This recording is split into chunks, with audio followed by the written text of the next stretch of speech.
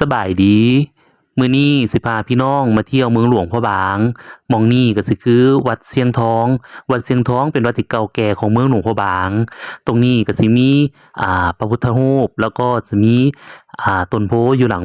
โบสถ์หลังวิหารของวัดเสียงทองหม้องนี้ที่จะพาพี่น้องเข้าไปก็คือพิพิธภัณฑ์เมืองหลวงพระบางซึ่งเป็นพระราชวังของเมืองหลวงพระบางเมืองหลวงพระบางชื่อเดิมเพิ่นชื่อว่าเมืองเสียงทอง หม้องนี้จะเป็นบันไดขึ้นไปพระธาตุภูสีพระธาตุภูสีเป็นพระธาตุที่ใหญ่ที่สุดเป็นพระธาตุที่สูงที่สุดของเมืองหลวงพระบางคันขึ้นไปข้างบนถ้าเราสิเห็นตัวเมืองหลวงพระบางสองฝั่งทั้งฝั่งซ้ายแม่น้ำโขงแล้วก็ฝั่งขวาของแม่น้ำโขงหม้องนี้จะเป็นพระธาตุภูสี